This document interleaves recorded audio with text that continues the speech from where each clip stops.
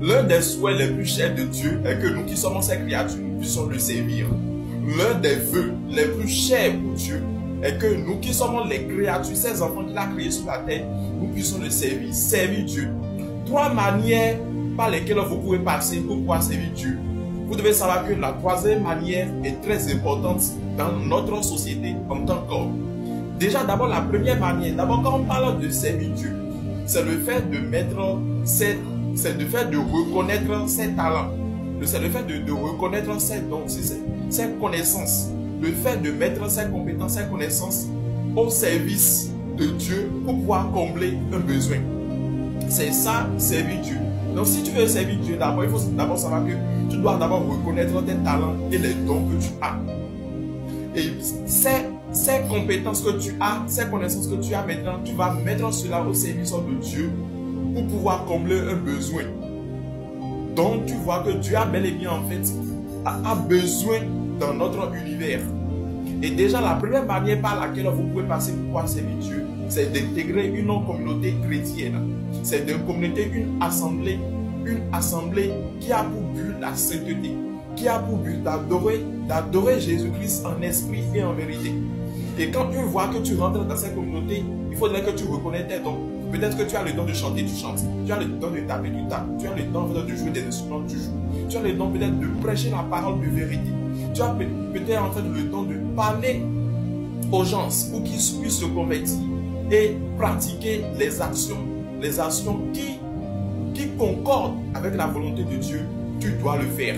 Ça, c'est la première manière par laquelle nous devons servir Dieu.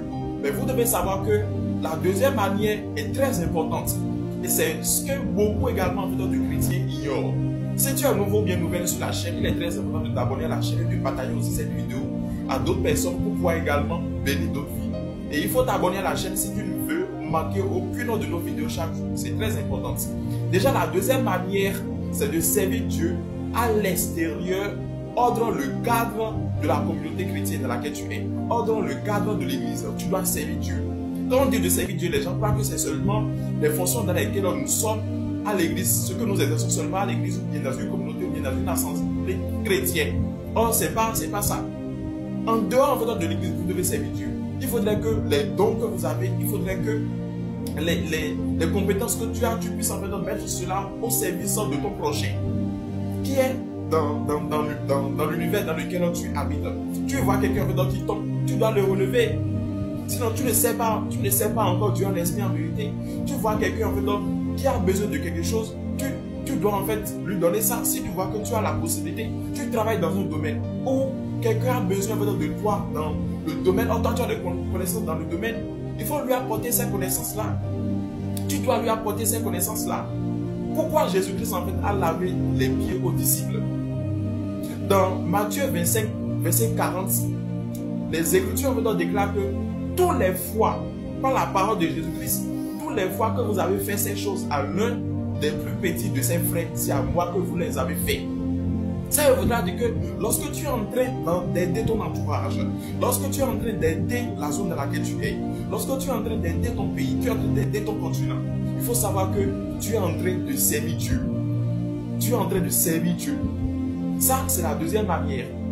La troisième manière par laquelle vous pouvez passer pour pouvoir servir Dieu, d'abord, au niveau de la deuxième manière, vous devez savoir que beaucoup de personnes utilisent leur talent, leur don pour pouvoir faire du mal à l'autrui. Beaucoup de personnes utilisent leur connaissance pour pouvoir faire du mal. Il faut savoir que Dieu est comme un parent. Aucun parent ne peut mettre un enfant au monde et vouloir ce que son enfant soit au chômage. Quel parent va vouloir mettre son enfant au monde et vouloir ce que son enfant soit au chômage? Mais pourtant, c'est ce qui se passe. Vous devez savoir que quand Dieu nous a créés, Dieu nous a doté en fait du libre arbitre. Le libre arbitre nous permet d'avoir le pouvoir du choix. Ça veut dire que nous-mêmes, nous pouvons décider ce que nous pouvons faire avec nos talents, avec nos dons, avec nos compétences. Nous pouvons décider ce que nous pouvons faire.